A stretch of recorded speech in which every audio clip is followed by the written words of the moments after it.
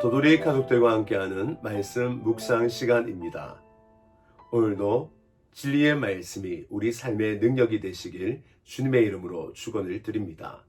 오늘 함께 나누실 말씀은 누가복음 6장 39절에서 49절 말씀입니다.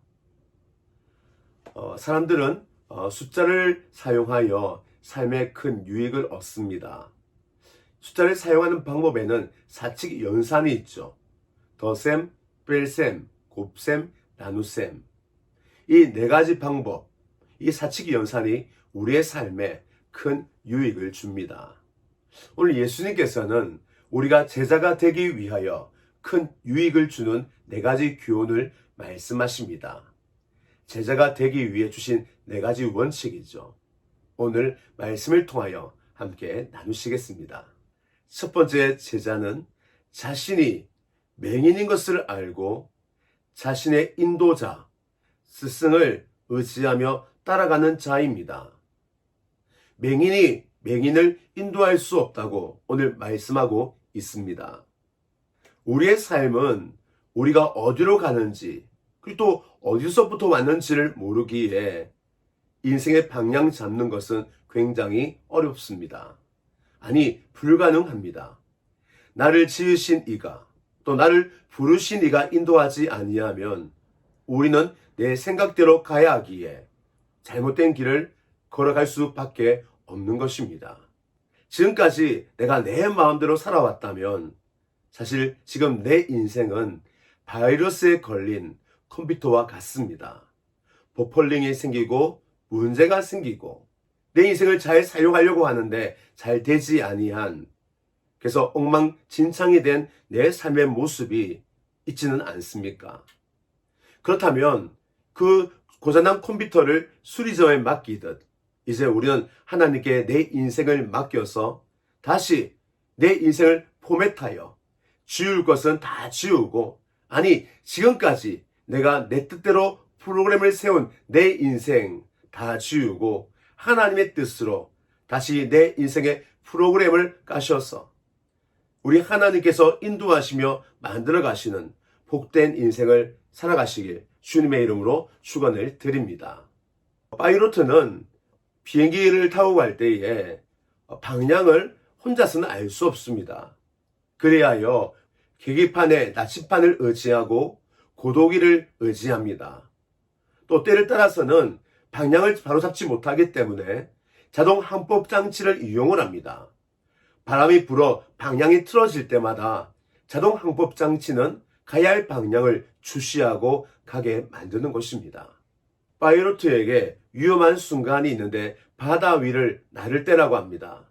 바다와 하늘, 이게 눈으로 착시 현상이 일어나 하늘을 향하여 날고 있는 것 같은데 실상은 바다로 추락하는 경우가 종종 생긴다고 합니다. 그래서 눈을 의지하지 아니하고 계기판을 의지한다고 합니다.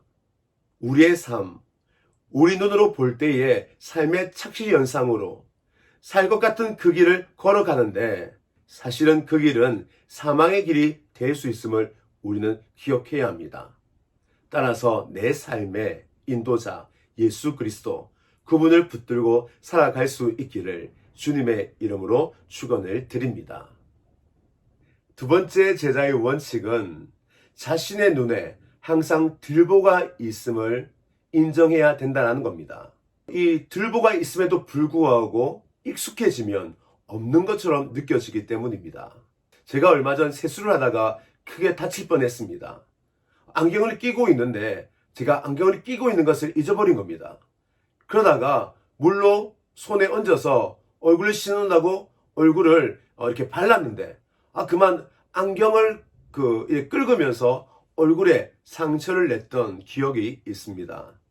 저는 안경이 있는 것을 잊어버렸죠. 왜냐하면 익숙했기 때문입니다. 아무리 큰 들보라도 익숙해지면 그것이 당연하게 생각되어지고 우리는 그것이 문제인지를 모르는 경우가 종종 생기는 것이죠. 제가 그렇습니다. 제가 처음에 지을 때는 양심의 가책을 받지만 몇 번 짓다 보면 양심의 가책이 아니라 오히려 스스로 변호하게 되어지고 그 죄에 대하여 합리적으로 우리는 우리 자신을 보호하게 되는 것입니다. 지난주 정인이 사건이 이슈였습니다. 어떻게 저 부모가 그 어린아이를 구타할 수 있는가? 국민의 분노를 샀죠. 그런데 아마 처음에는 정인이 부모가 정인이를 때릴 때에 양심의 가책을 느꼈을 것입니다. 그러나 몇 번 반복하면서 양심의 가책은 사라지고 자기 합리화가 이루어진 것이죠. 익숙해진 것입니다. 오늘 본문에 보면 다른 사람의 눈에 있는 티는 지적을 하면서 왜 너는 네 속에 있는 들보를 보지 못하느냐라고 예수님 말씀을 하십니다. 그런데 그것이 바로 사람입니다. 사람은 익숙해지면 그것이 절대 보이지 않습니다. 그러면 우리가 어떻게 해야 될까요? 그러하기에 주님이 말씀하십니다. 내 안에 항상 들보가 있음을 인정하여 자신을 살펴보라고 말씀하십니다. 말씀을 읽으며 묵상할 때에 우리 삶에 숨겨진, 이미 내게 익숙해져서 내 몸처럼 붙어져 있는 죄가 보이고 들보가 보이는 역사가 일어나게 될 것입니다. 때로는 익숙함이 우리에게 편리함을 주지만, 그러나 이 죄의 익숙함은 우리 삶을 파멸한다는 것을 기억하여 항상 말씀을 비추어서 내 숨겨진 죄를 발견하고 익숙해져 있는 죄를 결변할 수 있는 저와 여러분 되시길 주님의 이름으로 축원을 드립니다.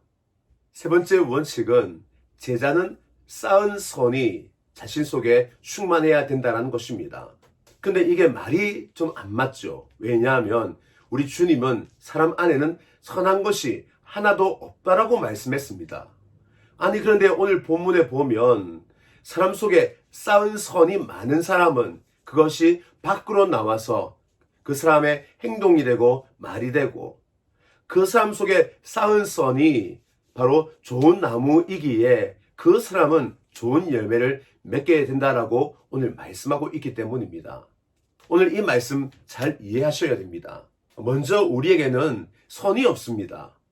우리 속에는 선이 없고 오직 악만 있습니다. 바락바락하죠. 그럼 오늘 말씀하고 있는 쌓은 선은 무엇입니까? 이 선은 다름 아니라 예수 그리스도, 그분으로 말미암아 우리 안에 생겨난 선한 마음인 것입니다. 성경에서는 선하다라는 단어 두 가지를 사용합니다. 아가도스, 칼로스. 칼로스는 아가도스라는 선을 보면서 참 저것이 선하고 아름답구나 라고 깨달을 때에 생기는 그 선이 칼로스입니다. 오늘 말하고 있는 이 선은 바로 칼로스, 예수님의 선하심을 바라봄으로 말미암아 우리 안에 선한 것이 창조되어지고 만들어지고 쌓이는 선을 말하는 것입니다. 예수님을 통하여 생겨난 선한 마음, 그 마음을 말하는 것입니다.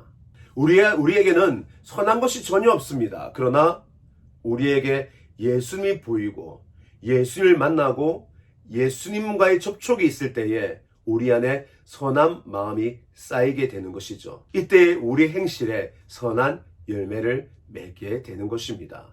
우리는 오늘 인정하셔야 됩니다. 내 안에는 선한 것이 없다. 그러나 예수 안에 선한 것이 만들어진다. 이것이 우리의 모습이라는 것입니다. 선이 쌓일 때에 우리에게는 악이 들어올 수 없고 악을 이길 수 있는 능력이 생기는 것입니다. 하나님이 주신 선하심, 항상 충만함으로 채워가시길 주님의 이름으로 축원을 드립니다. 네 번째 제자의 원칙입니다. 제자는 실천할 때에 만들어집니다. 오늘 본문에 보면 이 말씀을 가지고 실천한 사람이 반석 위에 세운 인생이며 실천하지 아니한 자는 모래 위에 지은 집이다라고 오늘 말씀하고 있습니다. 왜 이런 말씀을 하실까? 사람의 실제적인 능력은 경험에서 나오는 것 같습니다. 야성, 이것은 이론과 지식으로 만들어지지 않습니다. 생활의 경험을 통하여, 야전 생활을 통하여 야성이 만들어지는 것이죠. 예수님의 제자들, 그들 요한을 제외하고는 모두 순교하였습니다. 어떻게 그런 야성이 있었을까요? 그들에게 예수님의 생생한 체험, 부활하신 예수님을 만난 실제적인 경험들이 그들의 야성이 되었기 때문입니다. 그러니 죽음조차 가볍게 이길 수 있는 믿음의 사람, 야성적 믿음을 가진 주님의 제자들이 된 것입니다. 오늘 우리에게 믿음은 어떤 모습으로 와닿고 있습니까? 이론적 믿음, 계산적 믿음, 사색적 믿음 안에 머물러 있지는 않습니까? 우리의 믿음이 생활 속에 경험되어지고 우리가 말씀을 가지고 실천하고 적용하고 그것을 실행해 나갈 때에 우리 안에 믿음의 야성이 생기는 것입니다. 이 야성 기르는 것 쉽지 않습니다. 처음에는 억지로 해야 될 것입니다. 억지로 기도하고 억지로 말씀 읽고 억지로 사랑하려고 하고 억지로 순종하려고 하고 억지로 그러다 보면 이제 실제로 될 것입니다. 아, 그렇구나. 말씀이 맞구나. 여러분의 삶을 실험장으로 삼아서 말씀을 실천할 때에 억지로 순종한 그 일이 실제로 이루어지네 라고 하여 실제로 말씀을 경험하고 믿음의 야성이 생기게 될 것입니다. 억지로 해서 시작하여 실제로 이루어지는 말씀을 경험할 때 우리는 제자로, 야성을 가진 제자로 만들어지게 될 것입니다. 억지로 하는 제자 훈련. 그러나 그것이 곧 실제로 제자로 우리를 만드는 능력이 된다는 것을 기억하셔서 말씀의 실천을 통하여 야성을 키워가시는 저와 여러분 되시길 주님의 이름으로 축원을 드립니다. 오늘 주님께서 주신 이 4가지 믿음의 원칙 잘 기억하셔서 오늘도 제자로의 삶을 살아가시길 주님의 이름으로 축원을 드립니다.